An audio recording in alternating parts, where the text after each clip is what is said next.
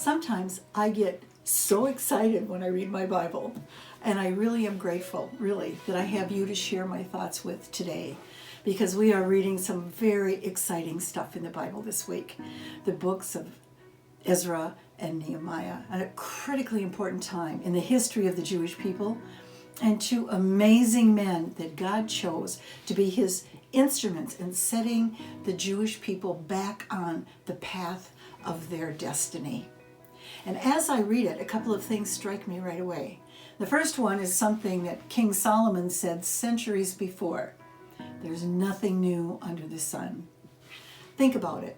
We have God in these two books taking the Jewish people out of the nation of their diaspora, restoring them to their ancient homeland in fulfillment of biblical prophecy, just like today. And at that time, some people chose to take that step and make Aliyah, while some chose to stay in the diaspora, just like today. And those ancient immigrants, when they got to Jerusalem, discovered that it was going to be very, very difficult, just like today. They had huge issues to deal with, questions like, who's really a Jew? And what are we going to do about this issue of intermarriage? Just like today. They had financial issues, issues of usury, for instance, to deal with, and issues of human rights, even, just like today. And their neighbors weren't at all happy to see them arrive. People that were making the false claim that the land belonged to them and that the Jewish people had no right to be there, willing to do anything to push them into the sea, even attempting to delegitimize them in their international community, just like today. But God was faithful. God blessed them. He provided for them. He encouraged them. And he established them in their homeland once again, just like today. Pretty amazing, isn't it? And another thing that really strikes me is God's provision in the area of leadership. Two men, Ezra and Nehemiah. Neither of them had ever been to Jerusalem. They were born in the diaspora. Ezra, born into a priestly family, grew up steeped in Torah learning, religious education, all of the religious traditions of the Jewish people. And he knew that a lack of Torah learning would be the destruction of the Jewish people in the diaspora. So he made it his life's goal to teach Torah to his people.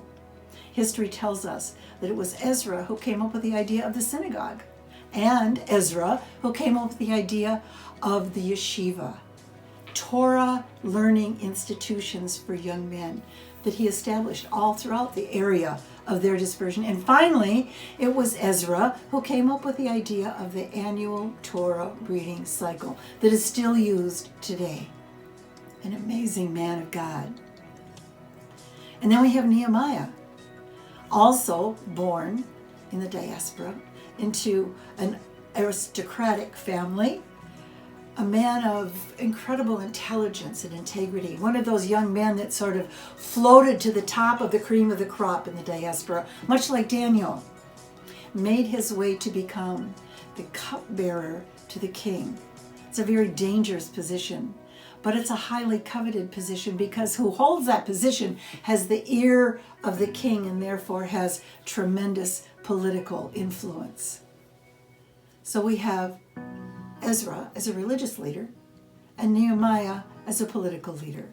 So when God sent Ezra and his group to Jerusalem, they put the finishing touches, if you will, on the temple built by Zerubbabel. And under Ezra's teaching, these people fell in love again. They fell in love with the Torah, and they fell in love with the God of Abraham, Isaac, and Jacob. And when he sent Nehemiah, he sent him as a political leader, a charismatic leader, a motivational leader, an organizer, a strategizer, an administrator.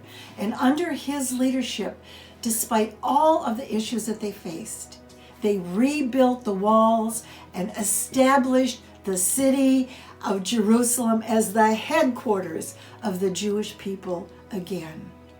Amazing, amazing. So we have Nehemiah as the prime minister. And we have Ezra as the chief rabbi. And together, the two of them were able to do something that no one else had been able to do. To re-establish the Jewish people in their ancient homeland and to connect those people to the Bible and to the God of Abraham, Isaac, and Jacob again. Absolutely amazing and a very, very exciting story. And what it speaks to me about more than anything else is the faithfulness of God. What it does to my little heart is it says, if he would do it then, he will do it now. If he was faithful then, he'll be faithful now.